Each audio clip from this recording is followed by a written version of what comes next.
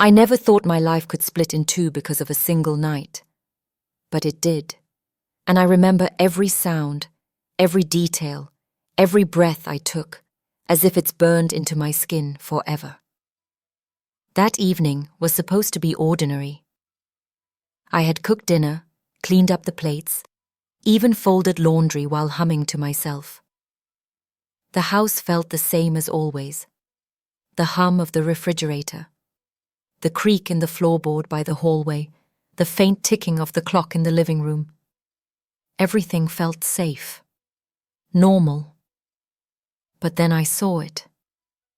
The envelope. It wasn't lying in some hidden corner or tucked away in an old box. It was right there, sitting on the counter, like it wanted me to find it. My first thought was that it was just a misplaced letter. Maybe an old birthday card. Maybe a note my husband had forgotten to throw away. I picked it up, smiling to myself. His handwriting was so familiar, I could recognize it anywhere. I thought, oh, maybe this is one of those sweet little things he used to write me when we were younger. But when I opened it, everything inside me shifted. At first, it read like love. He wrote about our years together, about the life we had built side by side. I felt my throat tighten as tears welled in my eyes. I could hear his voice in every word, gentle, steady, the voice that had comforted me for decades. I thought this was a letter meant to ease my grief, something he had left behind for me. But then the words changed. He started writing about duty, about protecting our neighborhood, about standing firm against change. I frowned, confused. Protect it from what? Change from who? I read on, and the air in the room grew heavy. He wasn't talking about safety. He wasn't talking about crime or strangers or keeping kids safe on the street. No, he was talking about people, families, names. My chest tightened as I realized what I was holding. This wasn't a love letter. This was a confession. I stumbled back, clutching the pages as my eyes scanned faster and faster. He wrote about families who didn't belong. He wrote about driving them out. He wrote it like it was noble, like it was something worth passing on. I wanted to throw up, because suddenly, everything I thought I knew about him, about us, felt like a lie. I dropped the letter on the table and pressed my hands to my face. Memories rushed back in flashes. The Johnsons leaving without warning in the middle of the night. The Garcias, gone before I could even say goodbye. The Woos, vanishing after whispers about trouble. I had told myself it was a coincidence, that life just moved people in different directions. But now, staring at my husband's words, I knew. It hadn't been a coincidence. It had been deliberate. My hands shook as I picked the letter back up. Did he mean for me to find this? Was it guilt, pouring out onto the page? Or did he actually expect me to agree with him, to carry this on? A cold chill crawled down my spine. I needed answers. I walked into the garage, my pulse pounding in my ears. I dug through drawers, boxes, anything that might explain what I had just read. My hands trembled as I shoved aside tools, old newspapers, and stacks of junk. And then, hidden under a workbench, I found it. A metal lockbox. Heavy.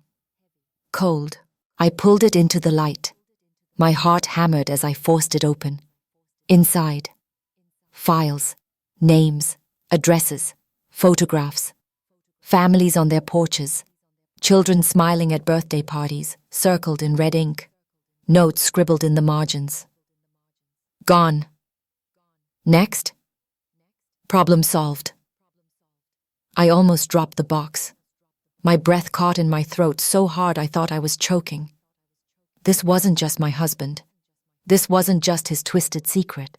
It was organized, documented, and the initials on one folder, Initials I recognized made my knees buckle. They were my neighbors, people I had waved to at barbecues, laughed with at block parties, hugged when their children graduated. People I thought were friends. My stomach churned. This wasn't just my husband. It was others, people I knew, people who were still here. I shoved everything back into the box and dragged it into the house. I sat there at the kitchen table, staring at it, feeling like the air around me had turned to smoke. Because I realized something in that moment. This wasn't just the past. It wasn't over. And if they had gone this far, what would they do if they knew I had discovered it? I sat at the kitchen table with the lockbox in front of me, the papers scattered across the wood like shards of glass. I couldn't stop staring at the photographs.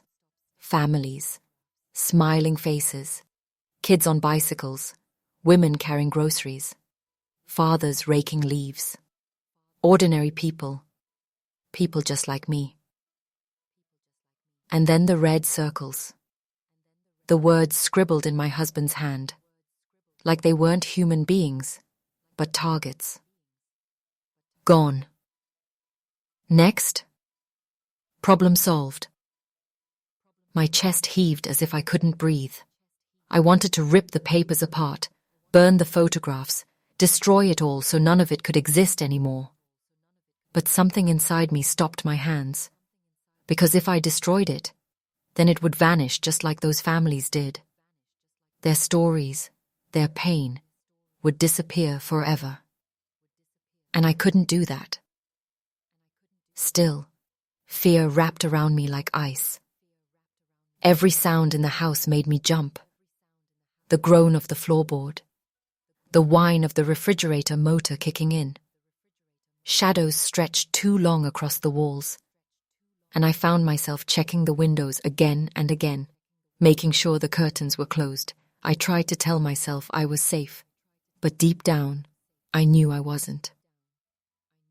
Because if my husband had been involved in something like this, he hadn't been alone. And if there were others, neighbors I thought I knew, then what would happen if they realized I had found everything? I didn't sleep that night. I sat in the living room with the box beside me, listening to the silence press against the windows. Every car that passed outside made my heart race. Every crunch of gravel on the street made me clutch the arm of the chair tighter. By morning, I was shaking from exhaustion. But instead of relief, the daylight brought something worse. Clarity. I remembered the signs. All the little things I had ignored over the years. The nights my husband came home late from the garage, reeking of cigarette smoke, even though he never smoked. The hushed phone calls that stopped the moment I walked into the room, the way he brushed off my questions about the Johnsons, the Garcias, the Woos. I thought he was just tired. I thought he was being private. But now, looking back, I saw the truth behind his silence. He hadn't just known. He'd been part of it, and maybe still was. The thought made my skin crawl. I pressed my hands to my face, whispering, God, what am I supposed to do? I couldn't go to the police. What if they didn't believe me? What if some of them were part of it too? And even if they weren't, if word got back to the wrong people, I'd be the next one on that list. The box sat heavy on the table, like it was daring me to choose. Hide it, burn it, or expose it. And then, just as I was staring at it, the sound came. 3 knocks on the door, sharp, loud, not friendly. My heart leapt into my throat. I froze. I hadn't told a soul. No one should have known. So why? Why now?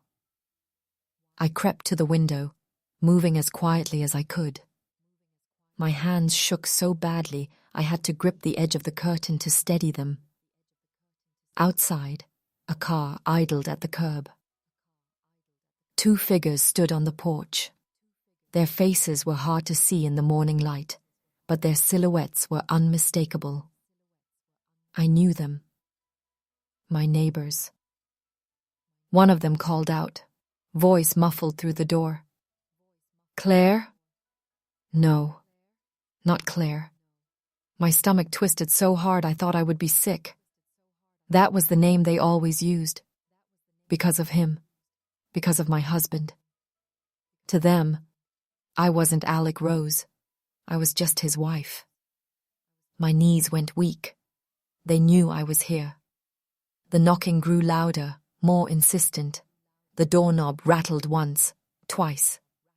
I backed away from the door, clutching the letter in my hand. Did they know I had found the box? Did my husband tell them before he left me with this? I thought about opening the door, forcing a smile, pretending everything was fine. Pretending I hadn't seen a thing. But when I glanced at the papers still lying across the table, the circled faces, the red ink, the word next, I knew. I could never pretend again. The knocking stopped. Silence. I held my breath, every nerve in my body screaming. I waited for the door to splinter, for them to force their way in. But instead, I heard footsteps, slowly moving away. I thought they were leaving. I thought I was safe. But then I heard the car engine. It didn't drive off. It stayed. The low rumble of it vibrated through the walls, a reminder that they weren't gone. They were waiting. And I realized something in that moment that made my blood run cold. This wasn't just about what my husband had done. This was about me. Because now, I was a problem they needed to solve.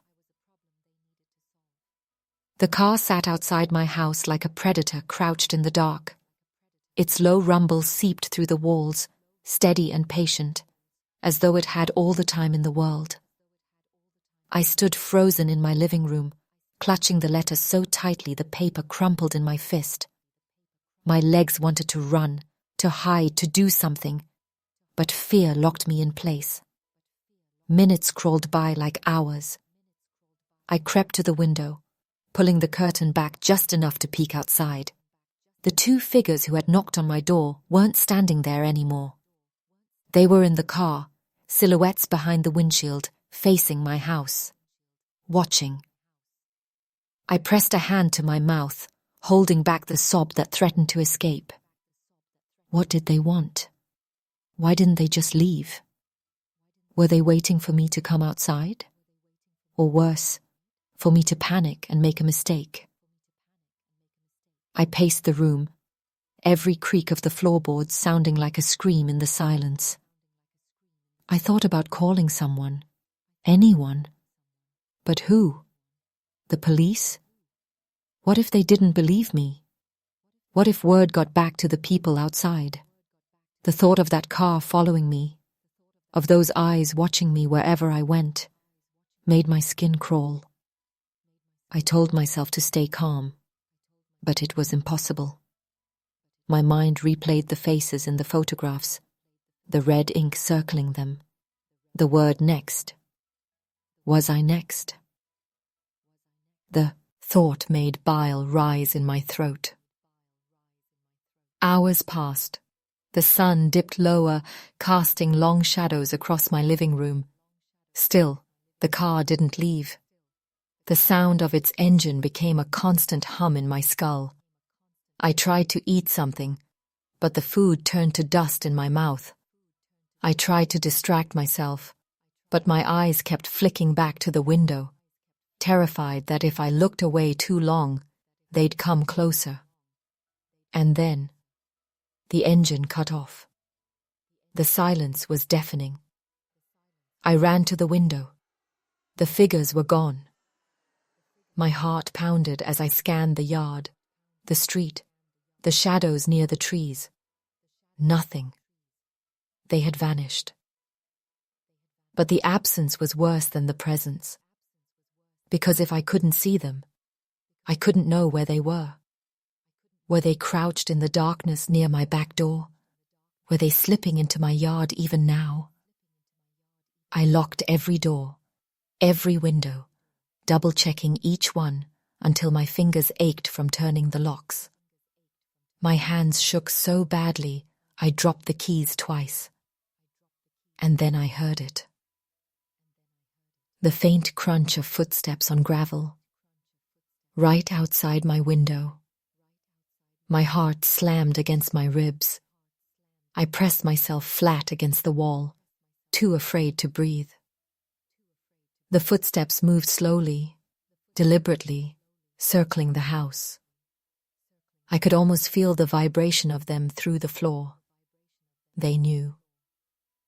They knew I had the box. I wanted to scream, but I forced myself silent, clapping a hand over my mouth.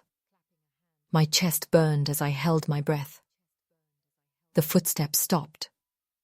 For a moment, I thought maybe it was my imagination.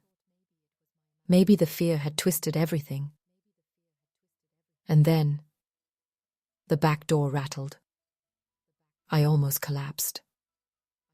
They were trying the handle, testing it, again and again. Thank God I had locked it. But for how long? I grabbed the phone with shaking hands, dialing 911. My voice cracked as I whispered, "Someone's outside my house. Please, please, they're trying to get in." The operator's voice was calm, steady, almost mechanical, but I could barely hear her over the roaring in my ears. "Stay on the line, ma'am. Officers are on their way." I sank to the floor, clutching the phone like a lifeline. But as I listened to the faint sound of the back door handle jiggling again, a thought struck me like a knife. What if the officers who show up are the same people in those files? What if the police are part of it too? My entire body trembled as the minutes dragged on. The footsteps eventually faded, but I didn't trust it. I couldn't, and then, finally, sirens, the distant wail of them grew louder, closer. Blue and red lights washed over my walls as a squad car pulled up to the curb. Relief flooded me so fast my knees gave out. I opened the door just enough to let them in, clutching the letter in my hand like proof that I wasn't crazy, but when the officers stepped inside, their eyes swept the room, lingering too long on the box on the table. Their expressions were unreadable. "Ma'am," one of them said, his voice calm but cold, "why don't you start by telling us what you think you found here?" The way he said think made my stomach drop that I opened my mouth to speak, but my voice cracked. Did I dare tell them everything? Did I dare hand over the files, the photographs, the evidence? Or would doing that seal my fate once and for all? The weight of their gaze pressed down on me, and in that moment, I realized something terrifying. I wasn't sure if they had come to protect me, or to silence me. That I stood there in my living room, clutching the letter to my chest, staring at the officers like they were both my salvation and my executioners. Their uniforms glowed under the flashing blue lights outside, their radios crackled with static, but their eyes, God, their eyes, were cold. Unreadable. One of them nodded toward the lockbox on the table. "What's in there?" he asked, and my throat tightened. I hesitated. Every instinct screamed at me to keep it hidden, but what choice did I have? I had called them. They were here. If I lied, I'd look suspicious. If I told the truth, I might be handing over the only proof I had. It's my husband's," I whispered. He left something. You need to see it." I placed the letter on top of the box and slid it toward them. My hands shook so badly I thought I might drop it. The taller officer opened the lid slowly, flipping through the files, the photographs, the notes scrawled in the margins. He didn't flinch. He didn't even blink. The other one leaned over his shoulder, his face stone-hard, his jaw tight. Finally, the tall one closed the lid with a snap. "Where did you find this?" he asked. "In the garage," I said. My voice cracked. He was part of something. I didn't know, I swear I didn't know, "Ma'am." The officer's voice cut me off, sharp and clipped. "Calm down." I swallowed hard. My chest heaved as I tried to breathe. calm down. How was I supposed to calm down when my whole world had just been ripped apart? The second officer crouched slightly so he could look me in the eye. His tone was softer, but it didn't feel comforting. It felt like control. You understand, he said, that making accusations like this can be very dangerous. Especially if you don't know the full story. Dangerous. The word echoed in my skull. I'm not making anything up, I whispered. It's all right there. Look at it. Look at the names. The families. They're gone. All of them are gone. And my husband, he wrote it down, he documented everything. Don't you see? The taller officer exchanged a glance with the other one. Something passed between them in silence, something I couldn't read. My stomach knotted. Finally, the tall one lifted the box and tucked it under his arm. We'll take this back to the station, he said. Run it through. See what's there. A part of me wanted to scream, no. Don't take it. Don't leave me with nothing, but the words caught in my throat.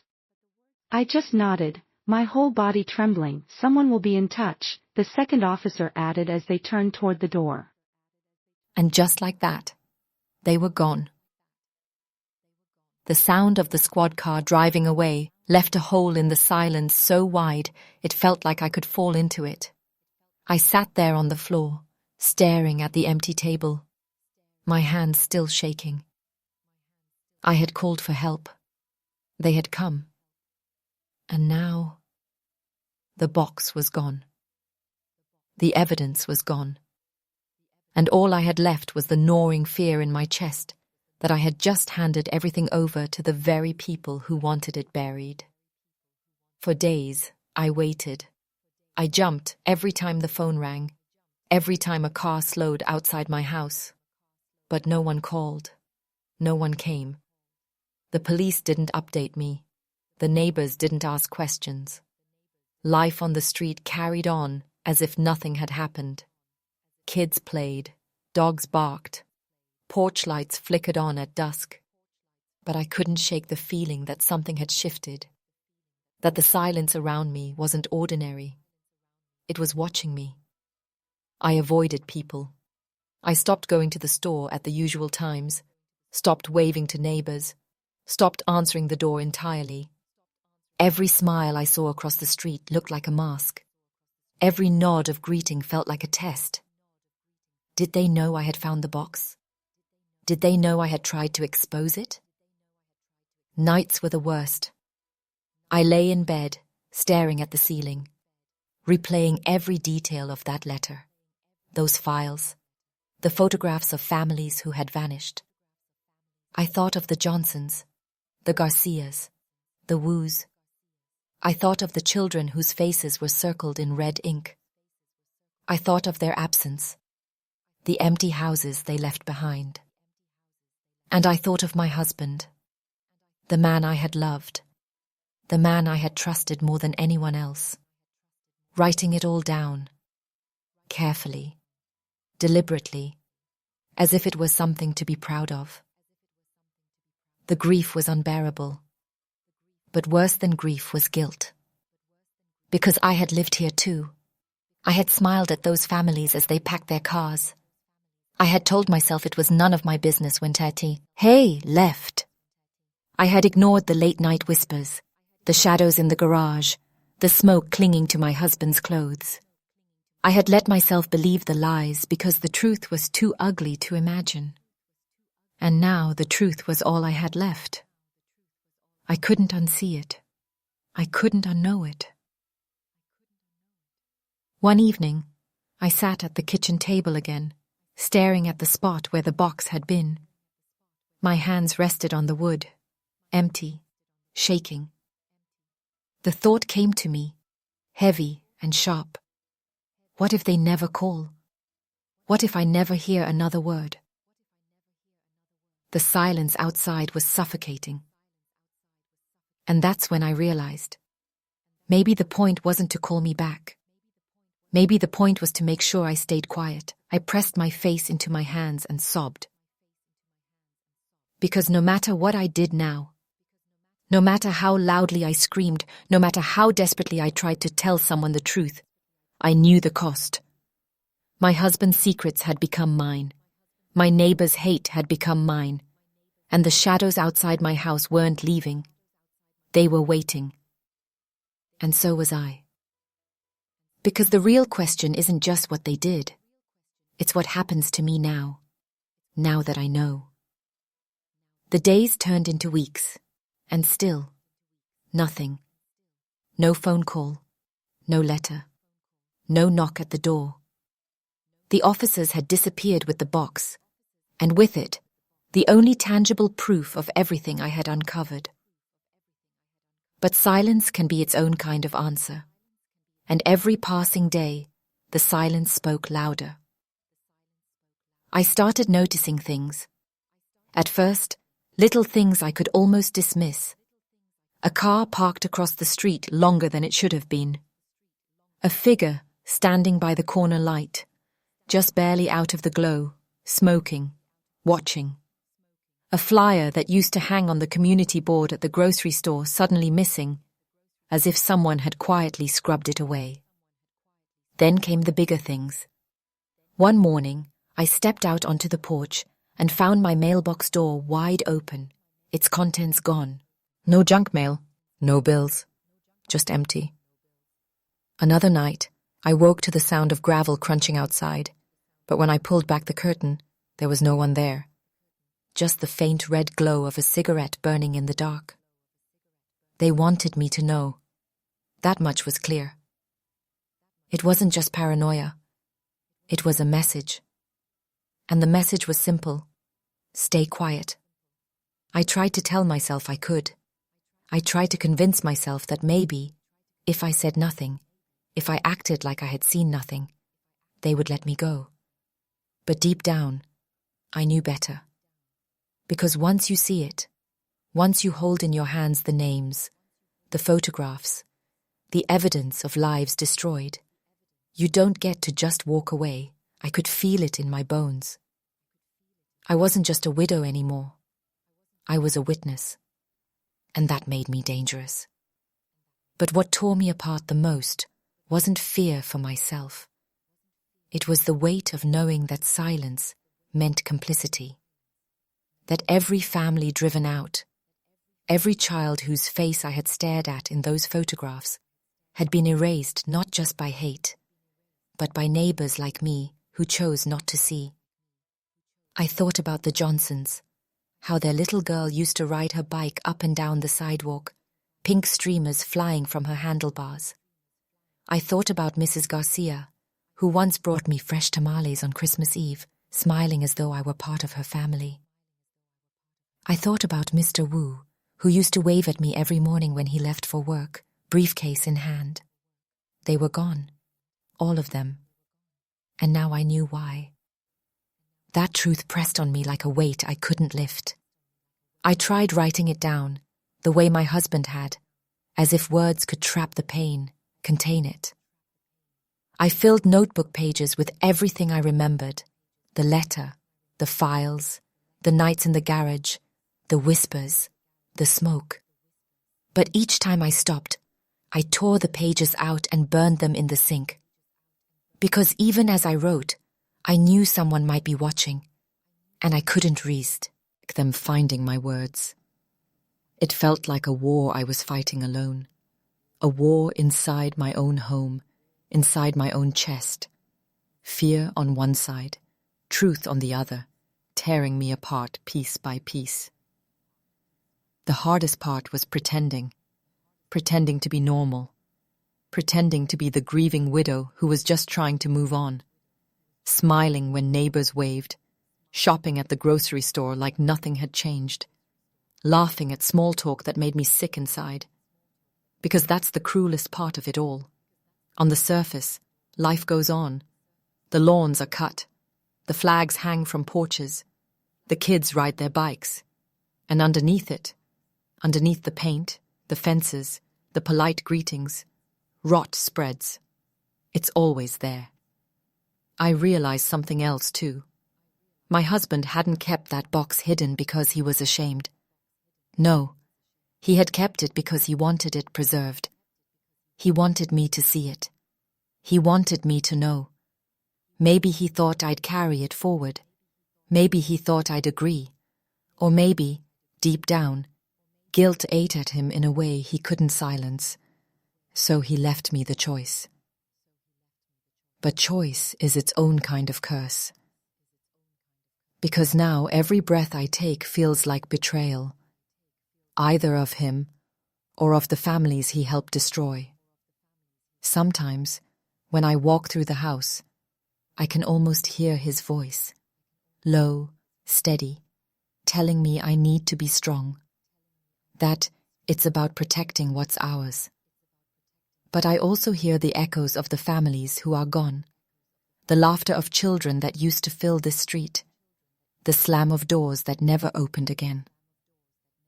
And I stand there in the middle, torn between love and hate, truth and silence, safety and justice. I don't know what to do.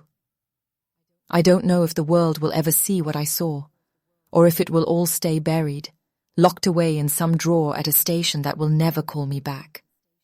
But I do know this.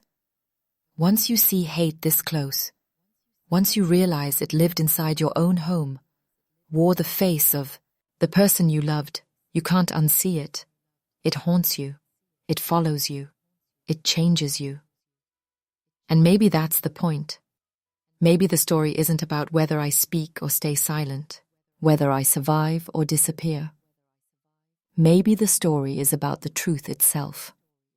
Because truth doesn't vanish, no matter how many people try to bury it. It lingers, it whispers, it waits. And now, so do I. So I'll leave you with this. If it happened to me, in my neighborhood, with my husband, with my neighbors, what makes you so sure it couldn't be happening in yours?